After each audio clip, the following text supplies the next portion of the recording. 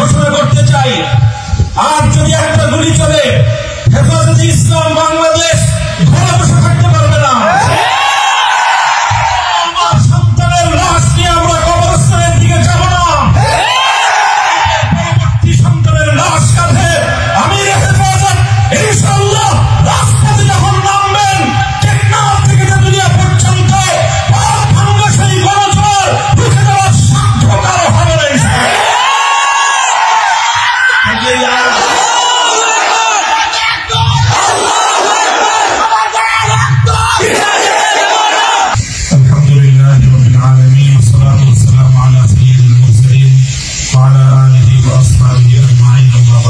أعوذ بالله من الشيطان الرجيم.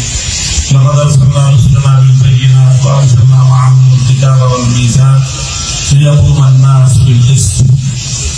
দুনিয়াতে আল্লাহর কোরআন এসেছে, দুনিয়াতে হযরত মুহাম্মদ রাসূলুল্লাহ সাল্লাল্লাহু আলাইহি ওয়াসাল্লাম এসেছেন, সমস্ত নবীগণকে আল্লাহ পাঠিয়েছেন মৌলিক একটা উদ্দেশ্যে, পৃথিবী বৈষম্যহীন এক সমাজ গড়তে।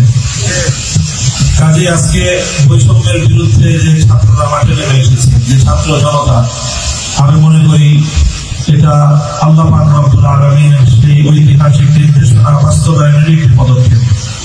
যখন আমাদের জাতি দীর্ঘ বৈষম্যের জাতাকলে বিশ্ব হয়ে প্রতিটি ঘরে ঘরে বোবা কান্নায় গোটা দেশ এবং একেবারে একটা কঠিন বঙ্গানের শব্দ প্রতিটি ঘর থেকে আসছিল, সেই সময়ে যখন কেউ কথা বলার সাহস পাচ্ছিল না, সেই সময়ে ছিল তরুণ ছাত্র জনতা, তারা জেগে উঠেছে বৈষম্যের বিরুদ্ধে।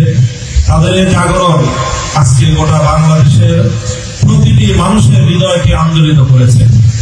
প্রতিটি অভিভাবক নেমে এসেছে, মায়েরা আজকে তার সন্তানদেরকে বুক চাপড়ে সাহস যোগাচ্ছে সত্যের জন্য, বৈষম্যের বিরুদ্ধে আন্দোলন এবং সংগ্রামে অকাতরে প্রাণ বিলিয়ে দেওয়ার জন্য। এই সময়ে শহীদি কাফেলা হেফাজতে ইসলাম বাংলাদেশ আজকে ঐতিহাসিক দায়িত্ব পালন করার জন্য আজকে মাঠে নামতে বাধ্য হয়েছে।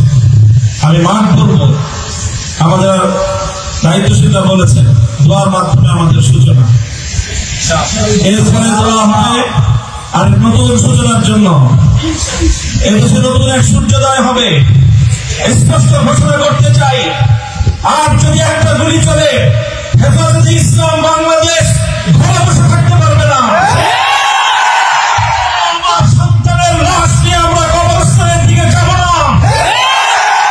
পরবর্তী সন্তানের লাশ কাঁধে আমির হেফাজত ইনশাআল্লাহ রাজপথে যখন নামবেন, টেকনাফ থেকে তেতুলিয়া পর্যন্ত পথ ভাঙ্গা সেই গণজোয়ার রুখে দেওয়ার সাধ্য কারো হবে না।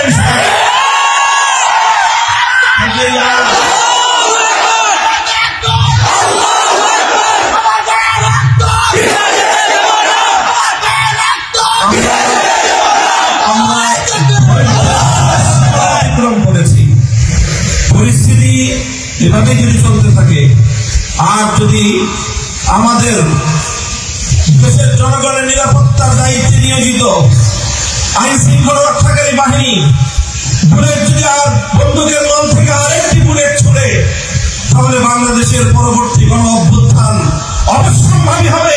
সে অভ্যুত্থান রুখে দিতে কেউ পারবে না। আমরা আল্লাহ পাক রব্বুল আলামিনের কাছে দোয়া করব, যারা বৈষম্যের বিরুদ্ধে জীবন দিয়েছে, যারা বৈষম্যের বিরুদ্ধে জীবন দিয়েছে, অত্যাচারীর হাতে যাদের প্রাণ গিয়েছে, তারা নিঃসন্দেহে শাহাদাত বরণ করেছে। কাজে সেই শহীদদের আত্মার মাগফিরাত শুধু নয়, বরং শহীদদের শাহাদাতের কবুল হওয়ার জন্য আমরা দোয়া করব আল্লাহর কাছে, এবং সেই শহীদদের উসিলায় আল্লাহ যেন আমাদের